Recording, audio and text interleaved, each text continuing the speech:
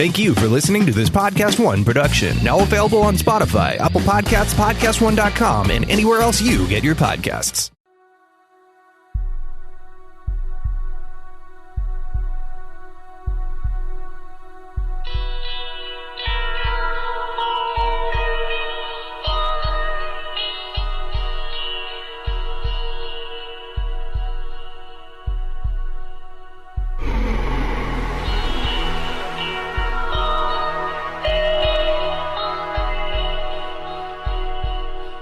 Hello and welcome. You're tuned into the best in paranormal talk radio. This is Darkness Radio. I'm your host, Dave. That's Tim. Hey, Tim. Hey.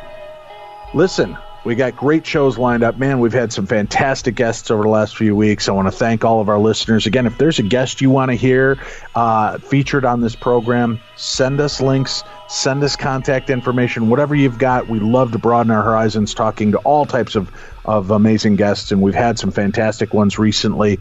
And again, remember, folks, we have an Amazon shop where you can get most of the books and access to the documentaries, DVDs, and such that we talk about on this program. So where do you find it? Go to darknessradio.com, click on the store tab, and then you'll see our Amazon storefront button there. Click it. It'll take you in, and we have the paranormal books as a side. We have a true crime section. We've got paranormal gift items. So everything is all laid out for you right there in front of you, making it very easy to access. Interesting today, Tim. We've got an interesting guest joining us. Barbara Holland is with us. She's written a book called Anatomy of a Haunting, a journalistic approach to understanding the paranormal. Our guest, when she isn't writing or engrossed in her studies, likes baking cookies, which made her an automatic favorite of Tim and I. Oh, yes. For guests. She's living quietly in Erie, Colorado, where she basks in the light of her family. And she's here to share with us some of her unique insights and aspects with this book. Thank you so much for joining us today, Barbara. My pleasure. And yes, Tim, I'm aware the word is not insights, it's insights. Well, but my mouth, enough. my tongue, and my brain are not working together in perfect concert today. Oh. So this is an autobiography of sorts, Barbara, for you, kind of opening up and talking about this strange set of experiences that have been a part of your life, correct? Correct. It's an autobiography. And we have a link up for that book in today's program, folks. So you can click that link. It'll take you directly in. It's available on Kindle or paperback edition. You can get it right through our link, so make sure you go check that out. And Barbara, have you always led a bit of a paranormal life? Well, I started out my life that way. We moved into a haunted house when I was about 3 years old, and I never forgot the things that went on there. Kind of put them in the back of my mind because I didn't have any activity for quite a few years, or significant activity. But every morning in that house, I would hear something clomp up the stairs, very loud footsteps, come up to my bedroom and stand over me. I would close my eyes and cover my face because I didn't want to see it. And sometimes it would try to pull the covers off of me. It happened the same time every morning. And sometimes I'd hear it chuckle a little bit, like it was receiving glee from scaring me to death. And it would just disappear. I couldn't see, I had my face covered, but I wouldn't hear the clomp, clomp, clomp going back down the stairs. It would just go away, and I wouldn't know when it had left. So I would just keep those covers over my head till it was time to get up. And it happened. How old were you when this started for you, that you recall? I was 3 years old, and I remember it. And it's that deeply ingrained in you that you remember that activity taking place. How long a period of time did this happen to you? It happened for approximately a little less than a year. I think we lived there. So I don't know, a matter of maybe 9-10 months. Did other family members also relate strange supernatural phenomena taking place there? No. And the thing about it that's interesting is my brother and sister and I all shared one room. It was a fairly big room, but they never experienced anything like that. Just me. Really? Why do you think you were singled out? I don't know. I think it might have to do, I don't know. I just had a tendency, I guess, in that way. I honestly don't know. Now, when you look back at this, did you talk to your parents about these memories, and did they ever have any insight for you? Oh, my poor mother. I begged her. Mom, please don't make me sleep up there, and she would tell me it was just a dream, but she knew the house was haunted because there were dishes falling out of cupboards and the sound of voices in the distance when they couldn't be coming from anywhere that we could see. So she knew it was haunted. And I believe she knew that this was actually happening to me, but she didn't know what to do. She was hoping, I think, that if she told me it was a dream, I'd believe it and it would go away, but it didn't. Wow. And yes. So you think she knew about this? She was just trying to protect you by not really talking about it or acknowledging it then? Absolutely. And I don't know what else she could have done, honestly. Right. I mean, what is there really you can do for somebody in that situation? You can't put your hands on them and drag them out of the house or take it away. So you just kind of have to live with that aspect. Yeah. And I know that when we moved, a lot of it had to do with me and these experiences. She just hated that I was going through it. So when you got older and you were open with her about this, did she ever go deeper into conversation with you about what she thought might be going on or who might be haunting there? Oh, she didn't have any idea about that. I mean, she believed it was happening to me, but she didn't have any insight as to why it was happening other than the house was haunted. And that much she did know. She always acknowledged that. I just had this little extra special thing that happened to me. I heard the voices too. They'd keep me awake at night. Looking back at it through the eyes of an adult, right?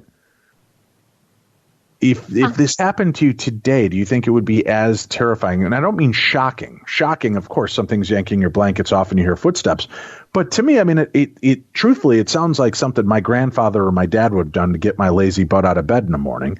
He would have come in and clomped up the stairs, walked in, and yanked the blanket off me and let out with a hearty laugh and then walked out, telling me, hey, it's time to get moving.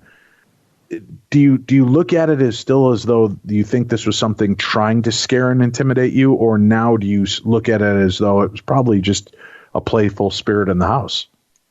Let me say something about what you just said about your father. I thought, to myself after the fact, and I had to think about it a little bit because when it would happen, I would hear my dad leave the house. And my dad was an intimidating, very scary man without any of this. So, when someone asked me one time, well, do you think it could have been your father trying to scare you? He would leave. I would hear him go out the back door. And that is when I would hear the clomp, clomp, clomp. I could also hear the car take off. So he was gone. So it was definitely paranormal. If something like that were to happen today, it would not faze me. I have been through enough with my haunting that very little frightens me. So you lived there for about a year and had these experiences, and it would happen quite often. Now, you said you also would hear the voices. And now you remember that. I mean, at the age of 3, that's pretty young. But of course, these are pretty standout experiences, so it's easy to understand how you might remember them. But the voices, how could you tell that they weren't just the TV or radio on in another room? You were a kid, how do you differentiate that now? We didn't have a TV in those days. I don't have time for your logic, Barbara. I don't have time for your logic. All right. So that makes sense. But how about, your parents having a conversation a room away or something? No, it was like, it was muffled voices like you would hear at a party that from a distance.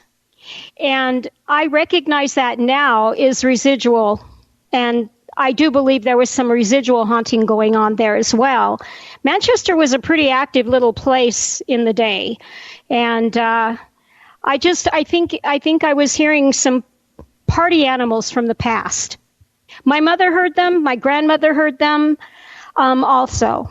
So, as an adult, have you ever tried to research more about that old address? Do you remember where that house was? Yes, I tried to research it. I tried to get help. I don't have the know-how to do it. I would have liked to have known more about it. The interesting thing about that house, I came to the end of my book, and as I was ending my book, like on the last few pages, my sister called me and said they tore the house down today. Wow, really? It's not like the world revolves around me, but to me, it was somewhat synchronistic. Well, they're not an advertiser on our show, but if you look up the website diedinhouse.com and type in your old address, I think it's like $12.95 for a full report. They'll actually go back as far as they can and let you know if there were any deaths known and associated with that house. It may actually give you a name of who that might have been clomping up your stairs. Yeah.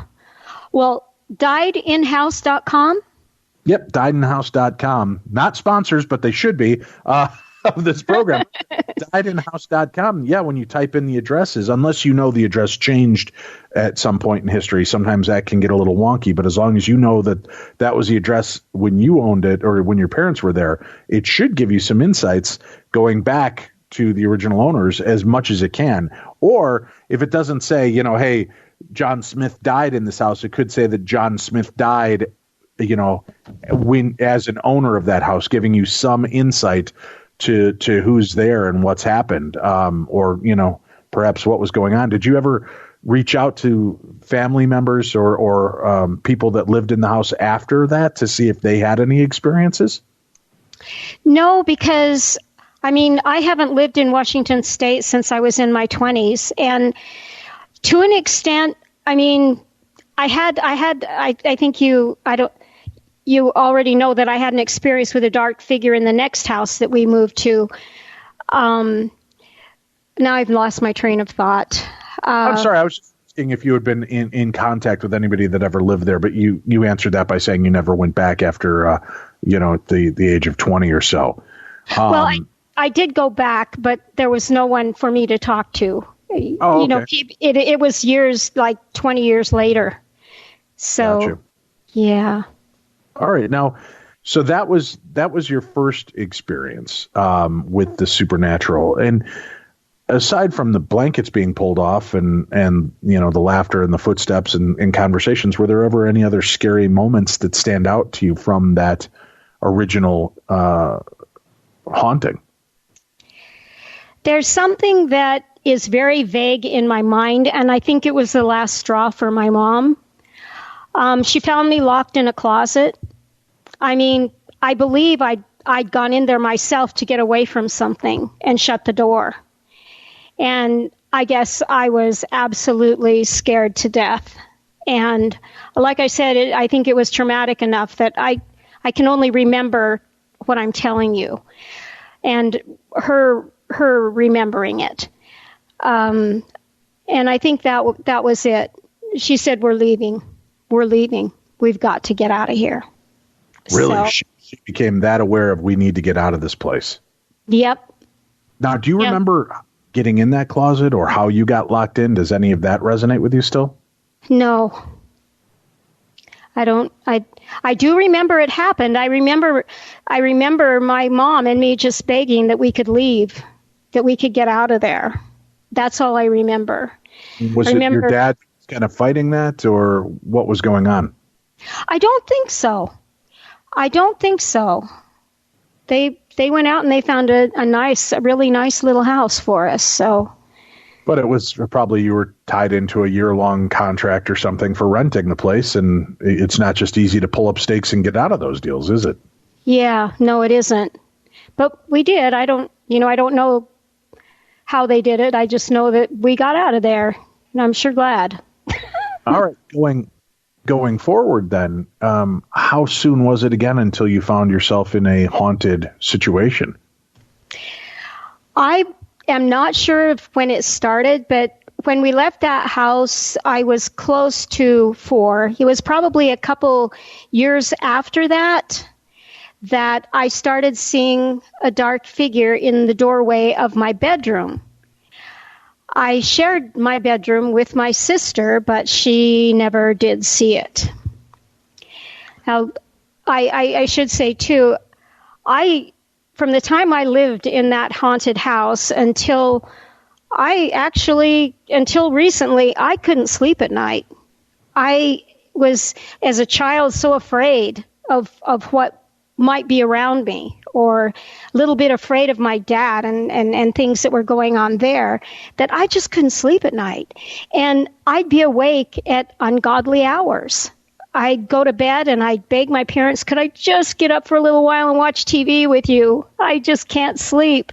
And sometimes they'd let me get up. Most of the time I'd go back to bed, and then I'd say, could I get up about 5 in the morning and go for a walk? Because I couldn't sleep.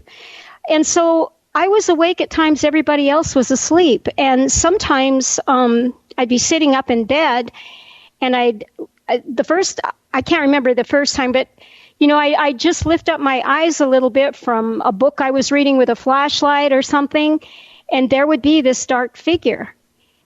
And it would just be standing there watching me. Oh. And it scared me to death. Every time it came, it scared me to death. But it never did a thing to me. It just stood there and watched me. And then it would just disappear. Like I'd blink and it was gone. But sometimes it would stand there watching me. It seemed like forever.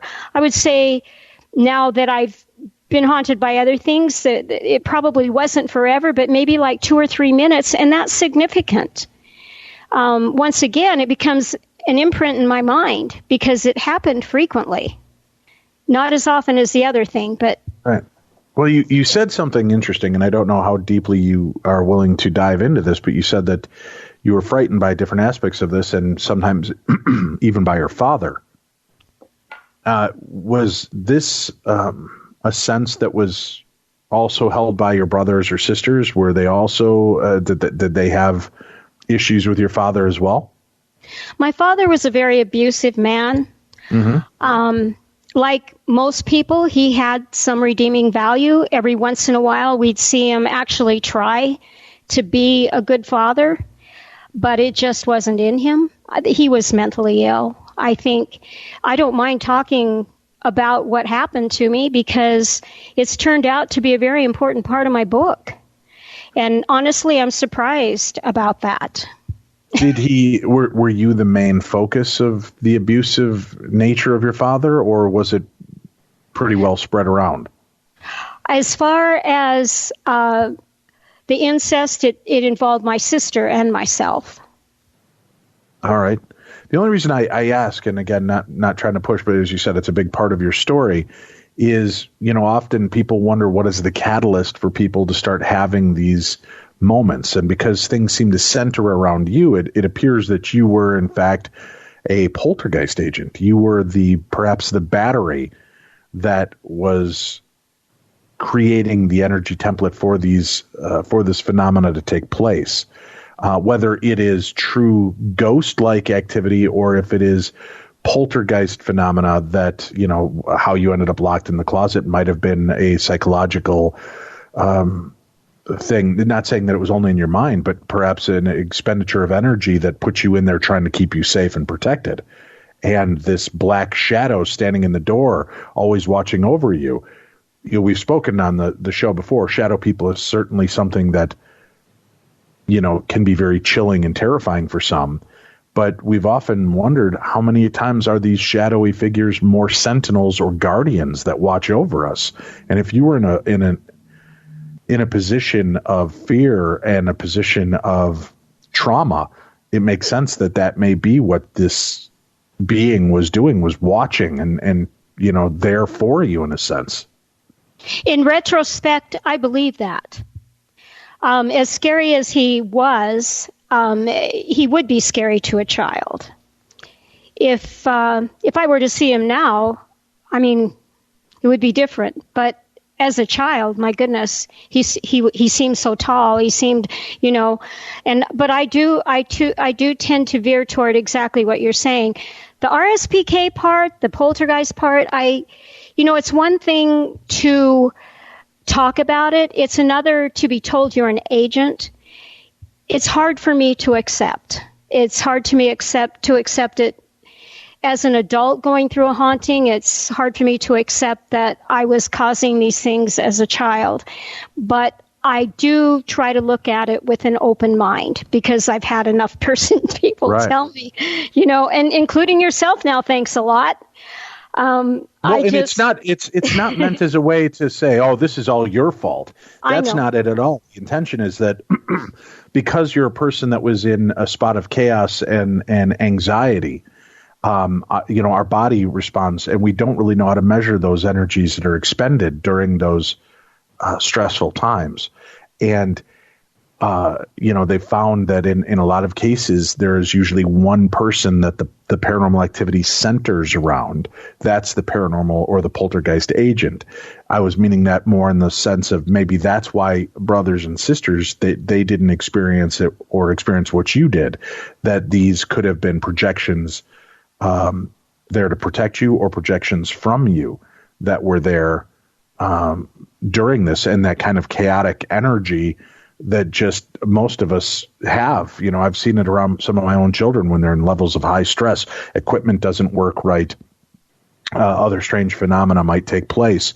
So it's interesting to me to hear your aspect on how this played out. Are you comfortable in saying at what age did the activity between your father and you and your sister begin? You won't believe it, but it started when I was when we moved into that house, and I don't remember which happened first. I don't remember if it was the clomp, clomp, clomp in the morning. I don't remember if it was incest with my father. I don't know which happened first. It continued until I was about 14. And was the phenomena always strongest during that point, would you say? And that's hard to tell. With the memory thing. But I mean, obviously, it happened in both houses.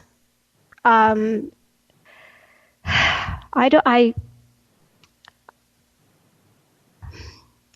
don't know.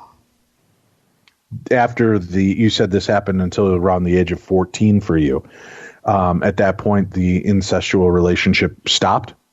It stopped when I started having periods. And I think that was about at that age. And it stopped for my sister about the same time. Well, at the same time. And thank goodness. Did you have many paranormal experiences after that point, after the abuse ended? Just the dark Victorian man. And I don't know if you've read my book or you've heard about it or you've skimmed through it. Yes. Pardon me? Yes, I have skimmed through it. That is correct. Yeah. Let me see. At that age, I told a friend of mine what had been going on with my father, and I told her not to tell anyone. She told her mom, who then told her to tell me. I either told my mother about it or she would. So not knowing how to go about it, I've always kept journals and diaries, and I had a diary, and I wrote a little bit about something that had happened with my father, put it in my top dresser drawer, and when she was putting away my clean clothes, there it was right in front of her face. And she called my sister and I into our bedroom, and asked us about it. And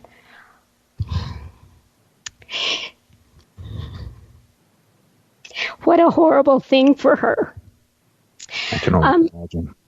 She, people and the shrinks that I've seen have said, oh, she knew. She didn't know.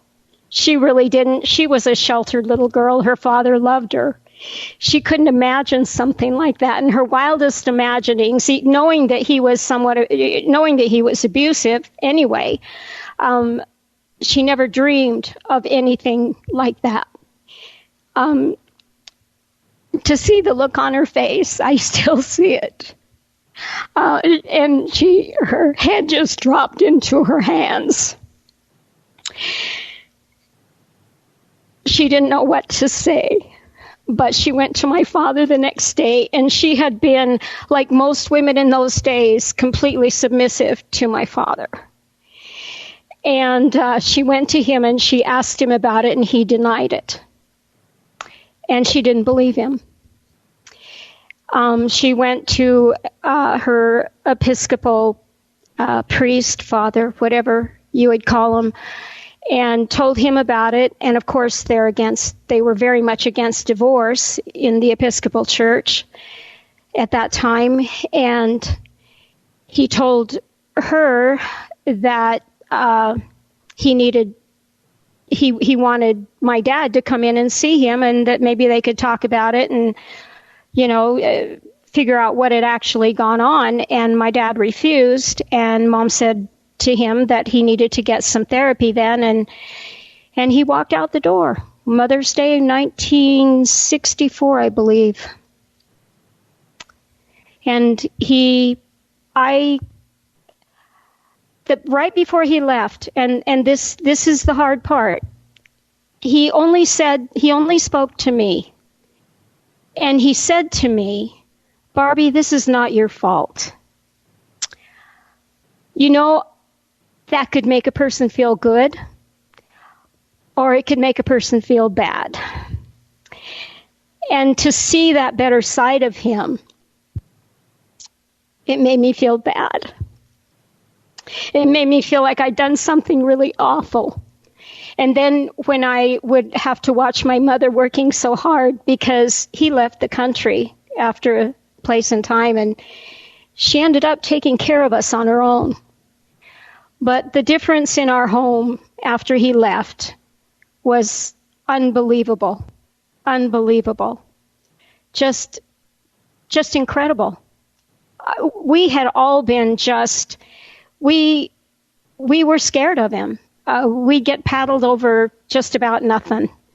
And so it's interesting because I have suffered from guilt my whole life over all of it. And I know that sounds ridiculous, but it's true. Sadly, it doesn't. And I understand, I understand why you would feel guilty. And for a lot of people, sadly, that have been through this can understand that as well. But have you come to terms now as an adult that this wasn't your fault? This was a man that was sick, and you coming forward was the best thing that could happen for you, your sister, and your mother to get out of that toxic environment. No matter how hard things may have seemed going forward, that wasn't a life that any of the three of you deserved. No, and I agree with that. But even with all the therapy, and my therapists were in a bad place because I thought I'd taken care of all this. The fact that I felt little tinges of guilt once in a while, come on, grow up kind of thing. And so when they tried to discuss it with me, I'd tell them, no, I've already taken care of it. I don't want to discuss it. And one time, my last therapist, who is just a saint, got me to talk a little bit about it. And that got me talking to my sister a little bit more, and got me talking to my best friend a little bit more about it. And my sister said something to the effect, when I said something about the guilt I felt, she said, "Barbie, if you hadn't done that, we probably would all be dead by now." And I mean, it was hard with my dad.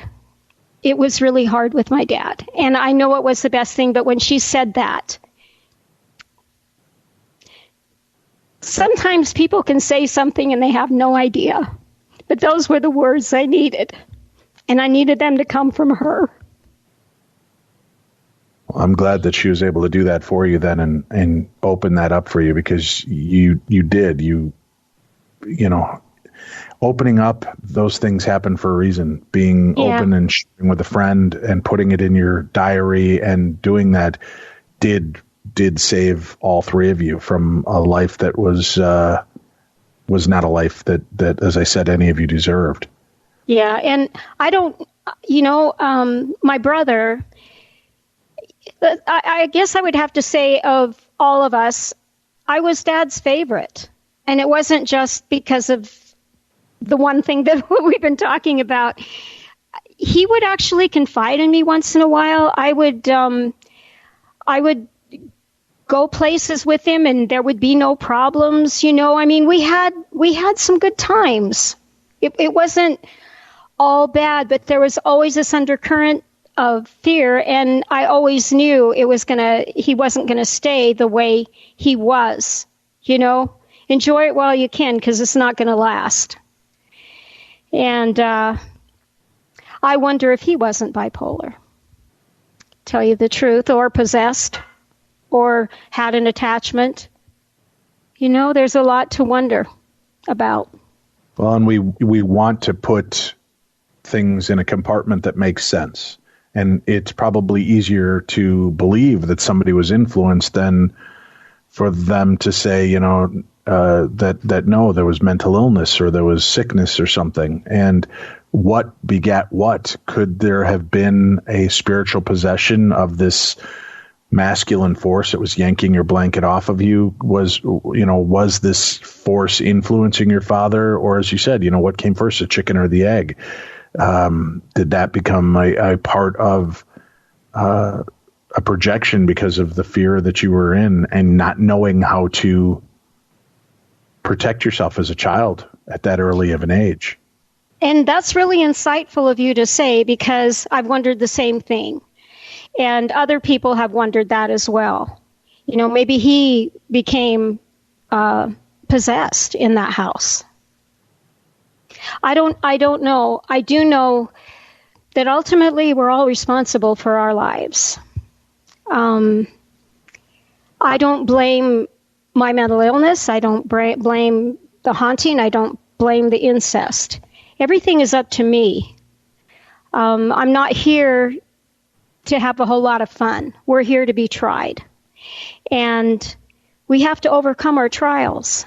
And I don't see it. The thing that's hardest for me about the book, and yet the most meaningful, is the incest, because people feel sorry for me, and that's not why it's there.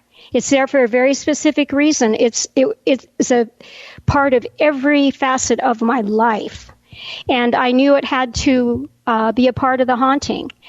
And the fact that it was written on the second page of my book probably wasn't conducive to people being interested in my book, because it's very raw.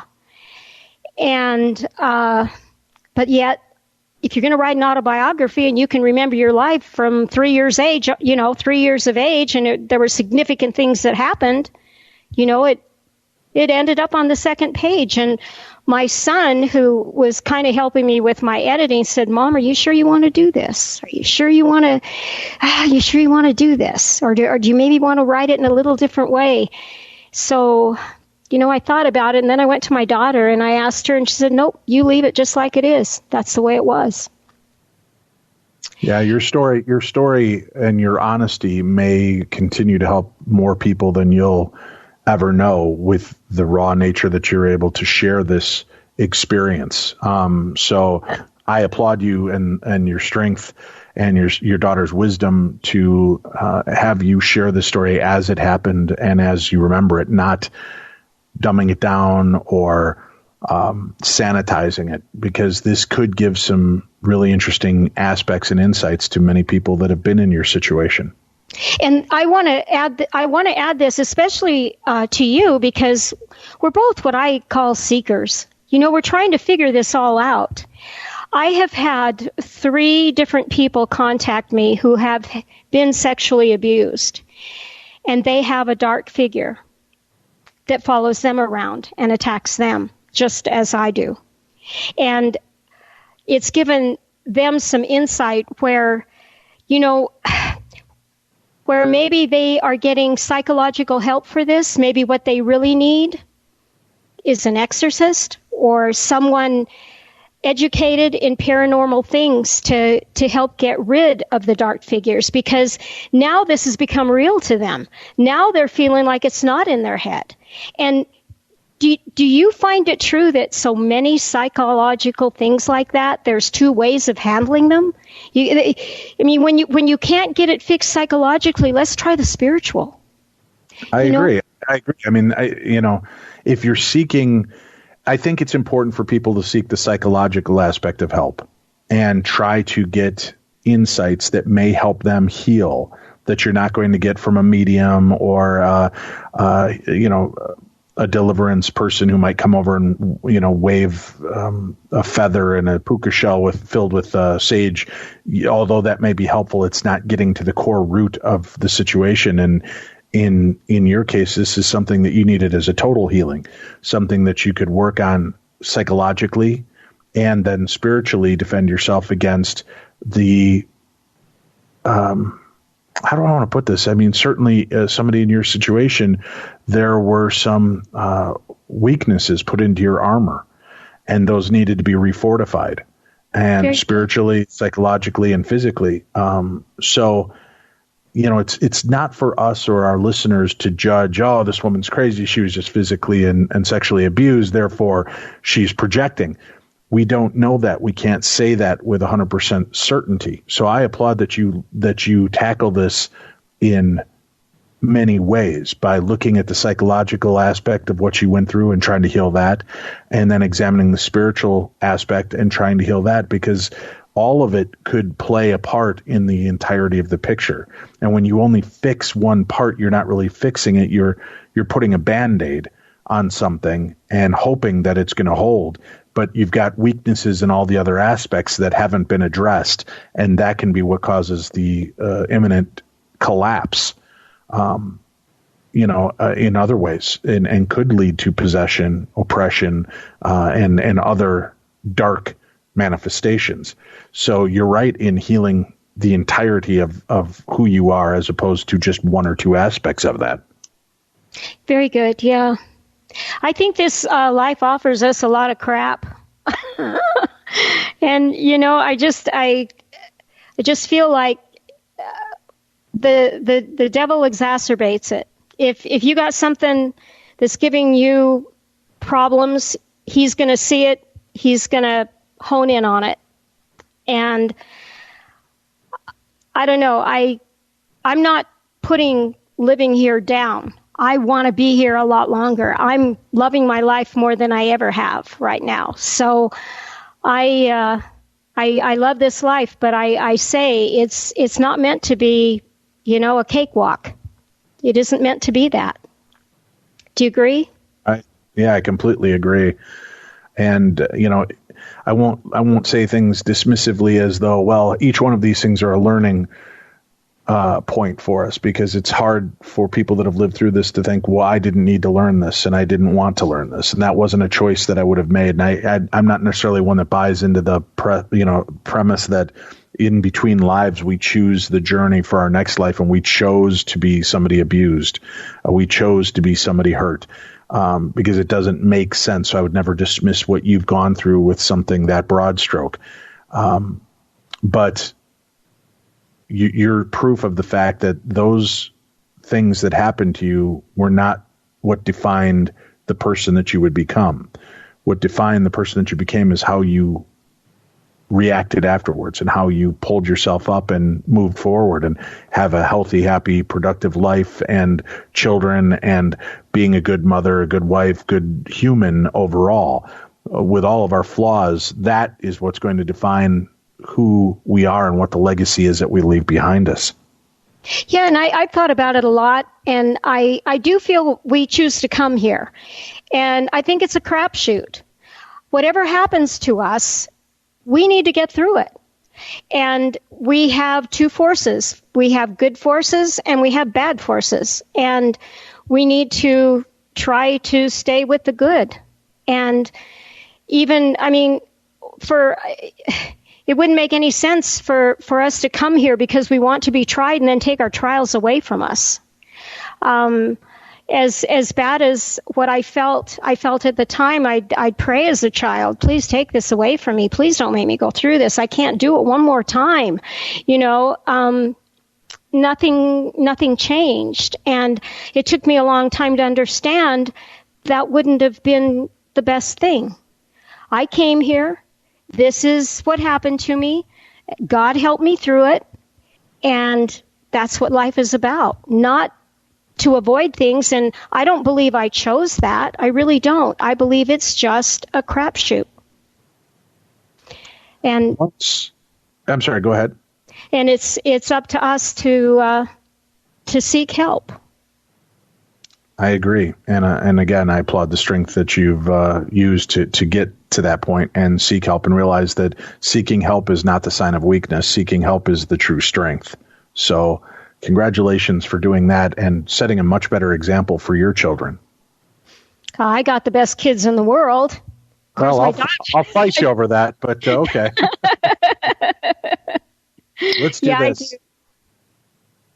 We're going to take a quick break. We'll come back. We've got more to discuss. The book, Anatomy of a Haunting, a journalistic approach to understanding the paranormal. Barbara Holland, our guest, when we return to Darkness Radio. Oh, boy. How was your pain this week? I'll tell you, mine was off the charts. If I could tell you what I'm doing just to talk to you this week, you wouldn't believe it. My speech is a little messed up this week. I had an interesting encounter with the dentist, so I'll try to get through this as fast as I can. Hey, it's your buddy Tim for Feels. Thank God Feels is with me this week.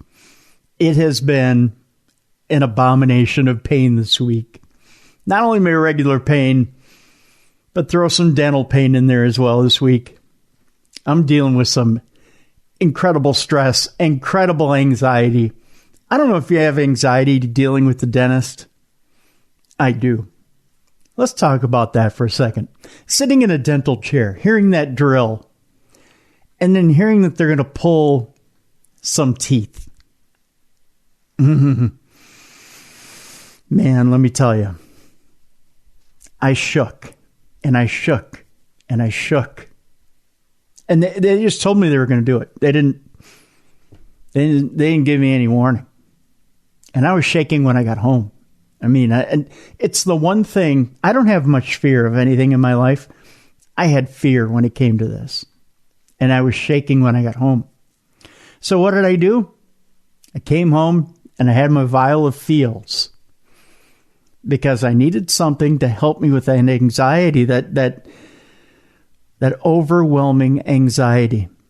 Thank you, Feels. Because I came home, I had a dropper full of Feels. And you can tell there's a shakiness in my voice just thinking about it. And it just mellowed me right out. I appreciate it. Thank you, Feels, for that. I appreciate it. I've had to use Feels a little bit more this week because it has been a painful week. I've had a lot of extensive dental work done. It's hard for me to talk to you right now because of the extensive dental work I've had done. Dave had to take over the yeoman share of the work this week, so I thank Dave for that. And I've had trouble sleeping this week too, so I thank Feels for helping me with that as well. You're not alone when it comes to this. Chronic pain and anxiety and trouble sleeping. Feels is there for you. Feels is premium CBD delivered directly to your doorstep. What does Feels do? Well, Feels helps you naturally reduce stress, anxiety, pain, and sleeplessness. And it's there for you whenever you need it. It's real easy to take. You just place a few drops of Feels under your tongue and feel the difference within minutes. The thing to remember about CBD is that finding your right dose is important, and everyone's dose is different. So leave room to experiment over the course of a week or so, and you may need to take more or less to get the effects that you're after. If you're new to CBD, it's okay. Feels will offer a free CBD hotline to help you guide you through your personal experience. You can feel better naturally. Feels works naturally to help you feel better. There's no high, hangover, or addiction. And you can join the Feels community to get Feels delivered to your door every month. You'll save money on every order, and you can pause or cancel at any time. Why you'd want to cancel, I don't know, because I'll tell you, Feels has been in my corner now for quite a few weeks. I'm getting relief from this pain every single week. I wouldn't want to go back. I don't know why you'd want to go back once you try it and experience the relief that you're getting from Feels. And I apologize for my speech. I feel really bad, but it's a temporary thing. Feels has me feeling my best every day, and it can help you too. And I thank God Feels was in my corner this week. I really do. You can become a member today by going to feels.com/darkness. You'll get 50% off your first order with free shipping. That's feels.com/darkness to become a member and get 50% off automatically taken off your first order with free shipping. It's Feels, FEALS.com/darkness. Become a member. Get 50% off automatically taken off your first order with free shipping. Do it today. Feels.com/darkness. Podcast One presents. This is a collect call from Sing Sing. My name is John J. Lennon. I'm locked up for selling drugs and committing murder. I'm also a contributor for Esquire magazine and the Marshall Project. So I'm a writer and I'm a prisoner. Imagine trying to stay focused and talk about issues of substance with gates slamming, prisoners screaming, and PAs blaring in the background. Get new episodes every Wednesday on Spotify, Podcast One, and Apple Podcasts.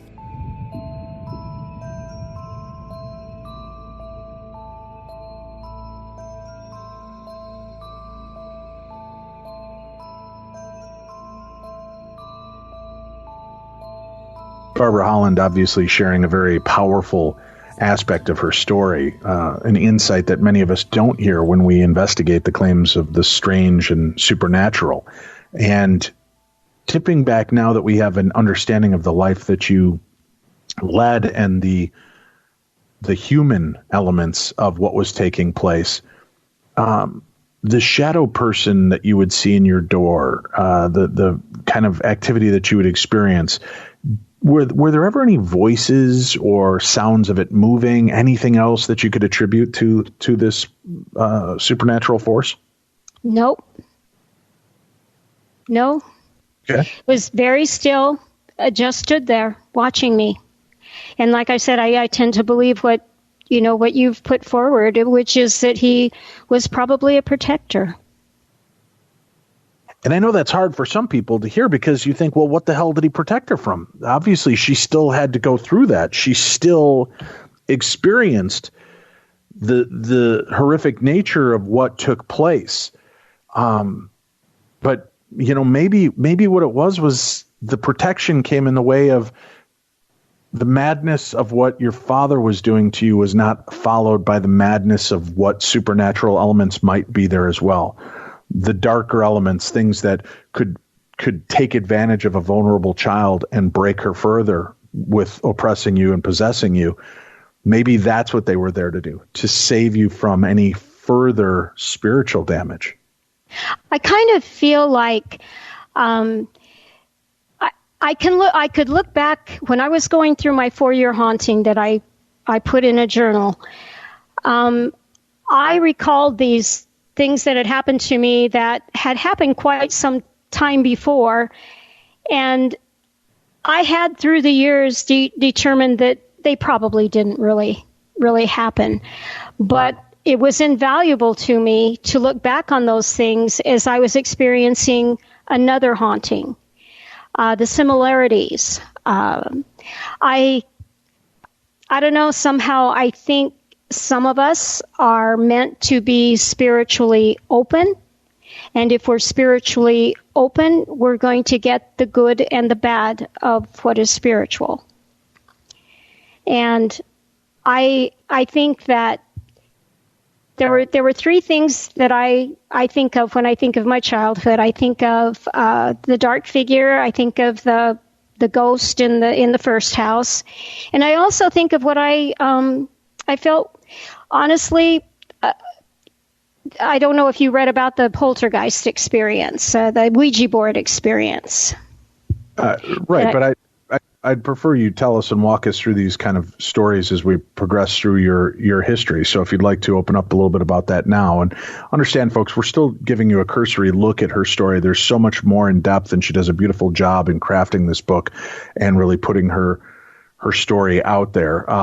So, please do pick up a copy of the book. We have a link to that book in today's program, so you can find it right there, link it, buy it, read it, and then rate and review the book as well. But there's so much more that we're just giving you a kind of a glossary look at today.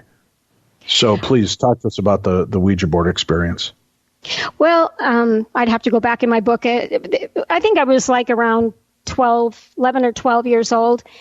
And my cousins and I decided we want to play with a Ouija board. And a Ouija board was just a game to us. I mean, we didn't realize it as being anything else. I'd actually, my mom and I had fooled around with it before and never had any kind of bad experiences. But so here we are downstairs, me and some of my cousins, and we're playing with the Ouija board. And it starts spelling out something. And so my sister is writing it down as it's coming forth, and it's spelled out, beware of phony poltergeists.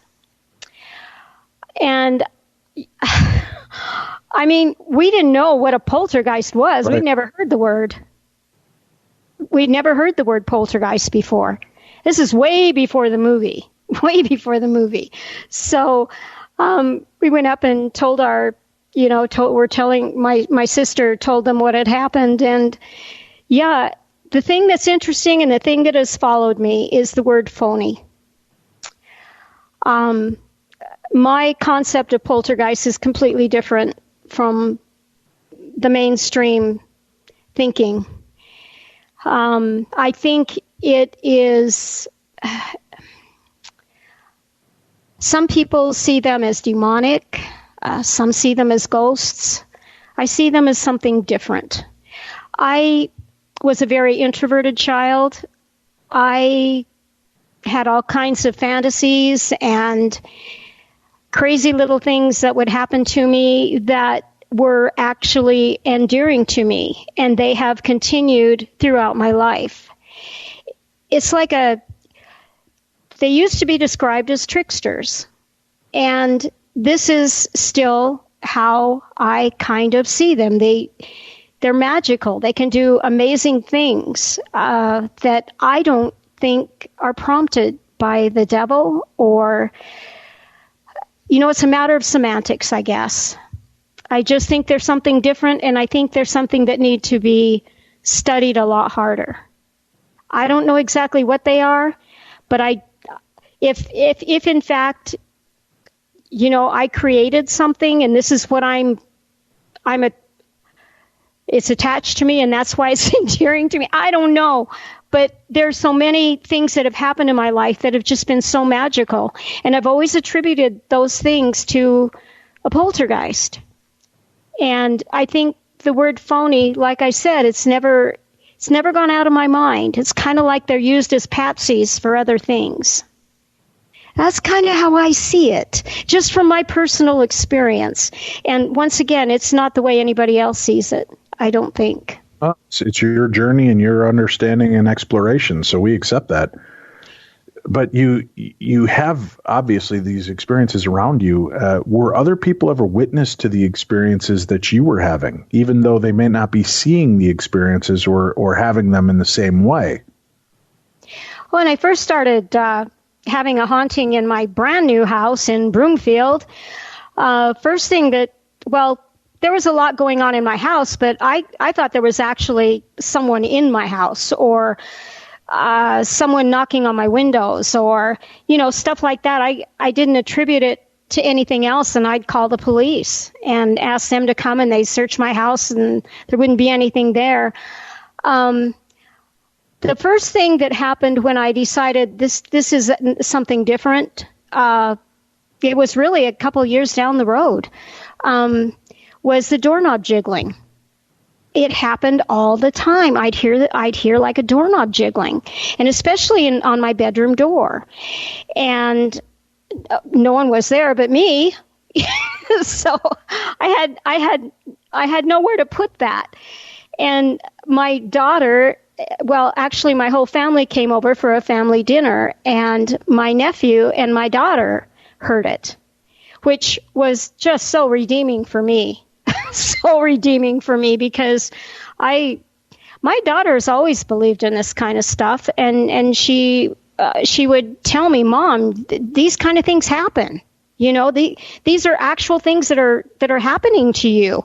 And so for her and my nephew to hear that was a big deal. But there's very little that my family experienced, or if they did, they just didn't bring it up. You know, I don't know.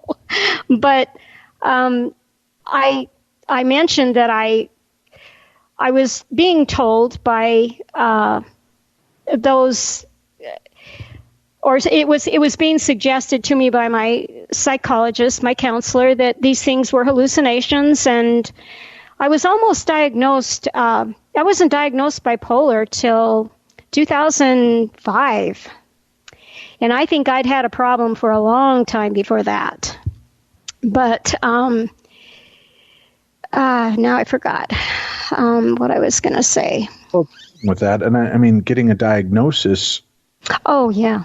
Like that, you know, that has to be impactful as well. It is. It actually, I mean, getting the diagnosis was really great, because I knew something was wrong with me. I'd known something was wrong with me for a long time. I went from being one person to being another, just like that. I mean, I had a attempt of suicide, and I didn't do it. I fell asleep before I could take my pills, and when I woke up the next day, I was somebody else. And I mean, I used to wonder how in the heck that could have been me that did these things that I was. I mean, I thought I was in a coma or something. I couldn't believe what was going on. And yet I just continue being this other person and acting out in ways that were, I mean, my ex-husband was a Mormon bishop, and I was his wife. And it wasn't happening during the time of his being a bishop, but the point is, we were very religious. And I started falling away when I was in my 40s. And I don't know. Was there a specific aspect of your story that made you fall away from it? Fall away from religion in itself. Did you just feel as though it wasn't helping? No, what happened is they started. I have a real curiosity about things, and I started getting church callings that involved studying the Mormon Church, where I would be teaching, and I got more interested in the church than I'd been before, and I decided it wasn't true, and it had nothing to do with bipolar. I don't believe, and I left the church before, before I was divorced. Even I was surprised when my husband stuck with me, but I could no longer play into something that I didn't believe in, and I was giving my whole life to it before that. So for me to be diagnosed, okay, back to the thought, to be diagnosed bipolar was redeeming to me. It gave me some idea as to why I was acting out the way I was, and that was a big help. And then to get therapy, and I did go on medication, and I was on medication for quite a while, but I was on medication and off medication during the time of my haunting, and it didn't make one bit of difference either way. Same things happened. Did you seek help from paranormal people to try to corroborate the experiences that you were having? I did, especially after I got my tape recordings. I'm like, I think I told you I got a recorder, and I mean, no longer could I be told that this was in my head, a hallucination. And so I did my daughter helped me find some people very much into the scientific part of it, and they came out, and there were a few things that a light went on without, and nobody turned it on. One of them heard some knocking in the hallway, as I did. And so, but they kind of, they say, maybe you've got an attachment, whatever. I think they spent about 4 hours, and they went around the house, and they were really a big help. Just the fact that they cared enough. And I kept trying to pay these people, and they wouldn't let me pay them. And now I understand why. This is a labor of love. What you do and what they do is what they love to do, and they're curious like I am. They want to know what's going on, and it's a learning experience. They don't want money for it. And now, as I look at it, I think that's just so great. But they gave me another set of investigators, and they were with me through it all. And especially the gal who is a parapsychologist. She was amazing, but she absolutely stuck to the fact that I had a poltergeist. And honestly, I have to give her some credit and say, yeah, there were definitely, and I call it RSPK. I don't call it poltergeist activity. I separate the two because I think they're different. But I understand where she's coming from with that completely. But the determination was made after the first year maybe of some very, very heavy hauntings that there was more than one thing in my house. And I just think it was my lifestyle. I think it was my past. I think it was everything that just caused all kinds of chaos. And it was a terrible time. I don't know how I got through it. I really don't. I don't think I necessarily did it well, but I'd hear banging and knocking all night long. All night long. I'd try earplugs. I'd try everything. In addition to that, I had things that I felt were poltergeist activity, like I'd hear rocks. It would sound like a pebbles going down the walls in my bedroom behind my bedstand, and my headstand. And as soon as I would open my eyes, it would stop. The thing that I call poltergeist activity, they have some very specific sounds that have been attributed to them for a long time. And pebbles are a sound that poltergeists seem to be real good at, pebble sounds. And bells ringing. I'd hear bells ringing. Just all kinds of things like that. And then in addition, I'd have loud crashes in my house. That would shake my house. And I think they were two different things. Now, perhaps what I call a poltergeist was in fact a ghost. I don't know. I think that's possible. But I think there was a distinction for me between the two, because I would hear small, little sounds that weren't frightening at all. Just sometimes I'd say, hey, stop. And they'd stop. But they have a very short attention span. They'd stop for, 3 or 4 minutes and start again with these little sounds, But the crashes, the knocking all night, oh my gosh, it was whatever it was, and I believe it was demonic, because along with that, I was getting attacked with what I call incubus attacks. And wait, so you were also having sexual attacks by these spirits? Yeah. Now, I have to say, when we talk about rape, we're talking about control. For the do you remember that philosophy? I don't know if it's changed, but when I was young, it was like when a woman was raped, we were told it was more about this person controlling you than it actually was the act itself. And these things would get on top of me, and some of them would choke me, so I couldn't speak, but I couldn't speak anyway, because they have a power where you are completely paralyzed. You are completely helpless. There's nothing you can do.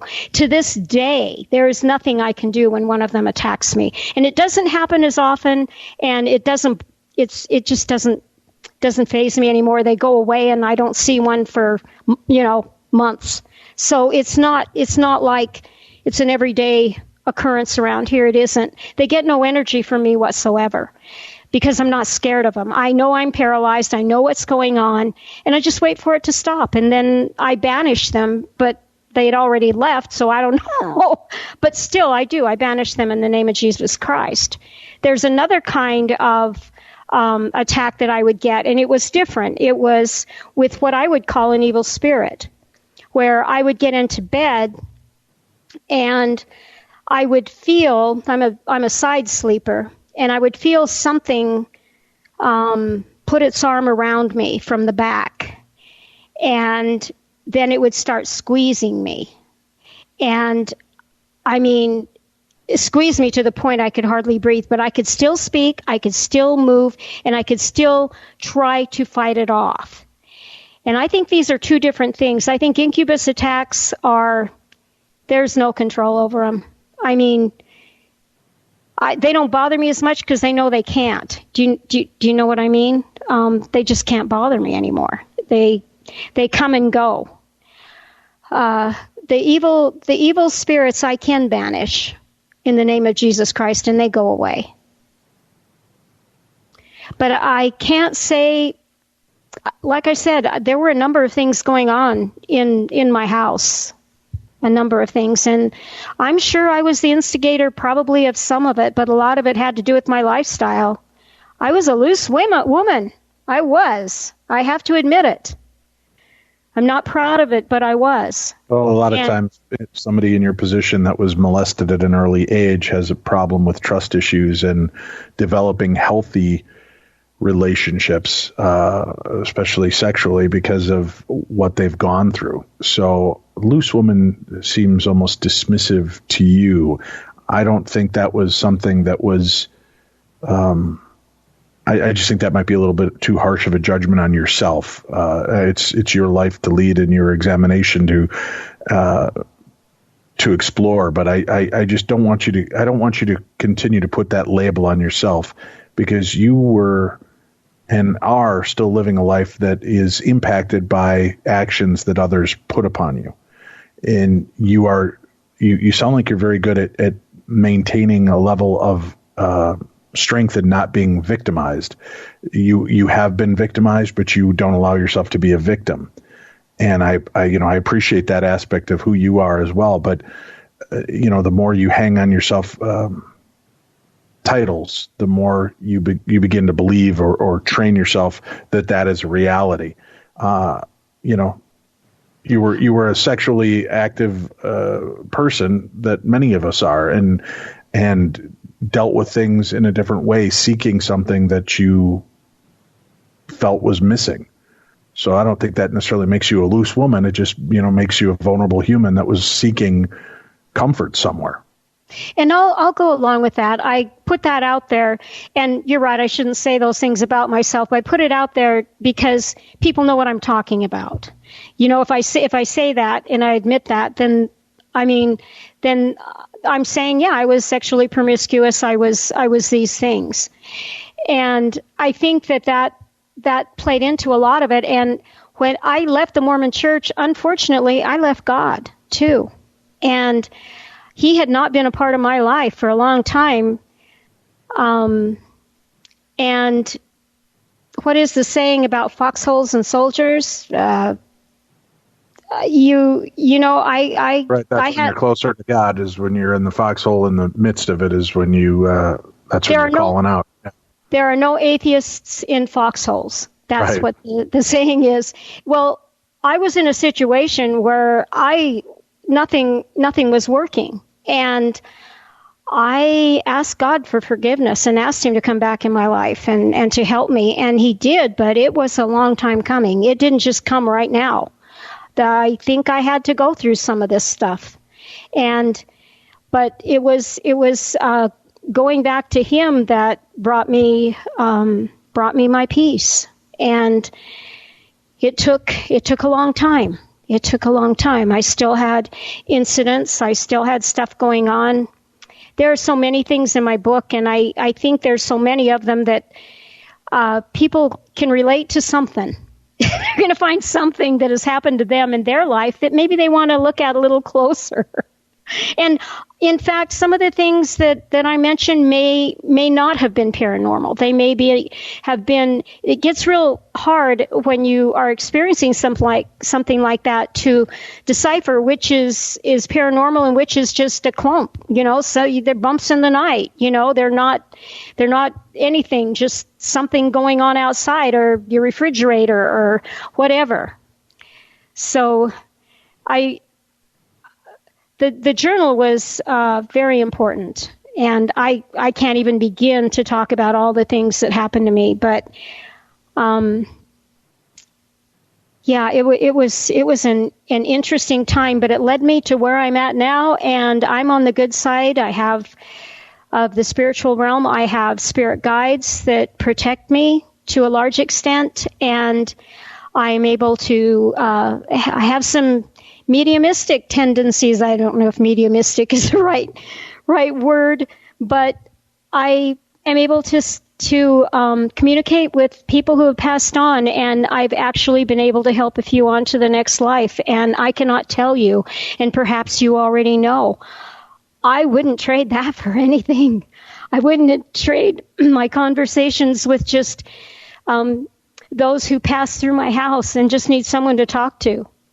I wouldn't trade the opportunity. My brother is a visitor here in my house. He comes. My kid brother passed away, and he comes and he visits quite frequently. And I wouldn't trade that. I wouldn't trade any of it. It's just, every once in a while I'll get a bad apple, but they're not that bad. I just don't communicate with them. I just turn it off.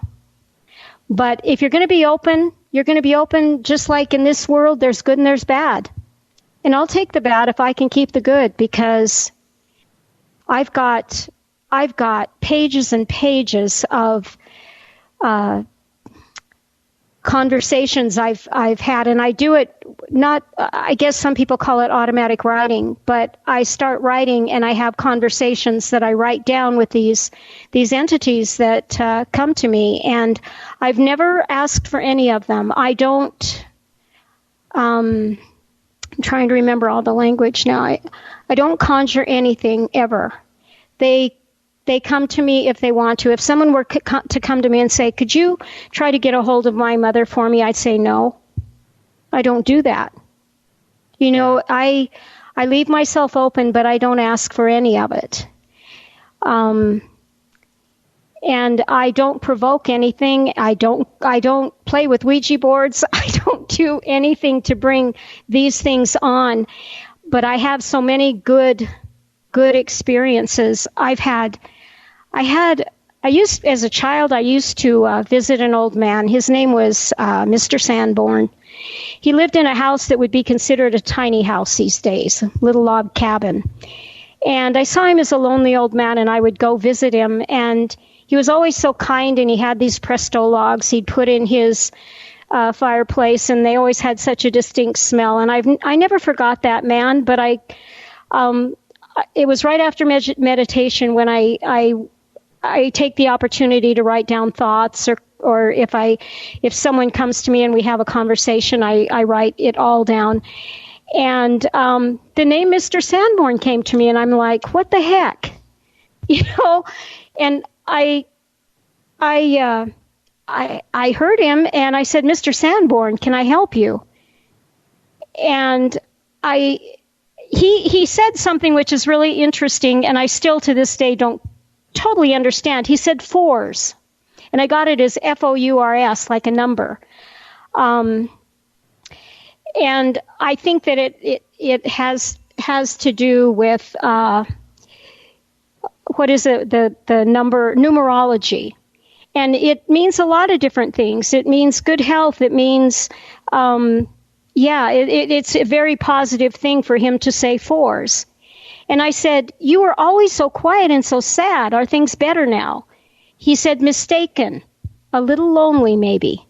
And I said, can I do something for you from here? He said, I just wanted to say thank you. Can you believe that? And I said, you're welcome and thank you. I mean, the last person I would expect to come to me just to say thank you, just because he could, just because I was open. I wouldn't suggest to everybody that they be open, but I love it. I love being open to the earthbound spirits and to spirits from on high. I love it. Well, Barbara, I can't thank you enough for your honesty and openness in telling us your story and walking us through this very delicate situation and what's happened. Do you ever think that maybe you should try to shut down the extra abilities and everything just to give yourself a chance to be away from that and live a quote unquote? I do sometimes. Like, I've been thinking about this podcast for a long time, and I've been trying to spiritually prepare for it. And as soon as we're done, I'm going to make a potato salad, and I'm going to spend the next few days. Yeah, I'm here in my house, stuck here and everything, but I've got plans of things I'm going to do that have nothing to do with the spiritual, except I talk to my guides every day. I have to, because if I don't, I believe I'm much safer and much happier with them in my life. I don't have to spend hours doing it, but I do need to talk to them, and I need to pray every day. And that aspect has to happen. But as far as spending some heavy time doing these things, I have times where I'm more into just living this life, and I have other times where I'm just living in the spiritual. And sometimes I'll be living just a normal everyday life, and I'll have a great experience, a spiritual experience, and that's okay with me. I have had so many. This is my next book. I've had a visit from my grandmother, my father's mother, that was incredible, and they're things that I wouldn't trade. I can't step away from it for very long. Okay. Well, and that's part of your journey to continue on with. The book, again, is Anatomy of a Haunting, a journalistic approach to understanding the paranormal. Barbara Holland, our guest. We have a link up for that book in today's program, so you can find it easily. And please do rate and review the book, because that helps put it out there for these authors and brave authors that are willing to come forward with their stories to share, so that they get a higher elevation in the book charts on Amazon and such, and more people can find them and share their stories. You've certainly given us a unique perspective today and an insight that we don't normally, I don't think we ever hear, when it comes to real world and paranormal colliding and what can become of it.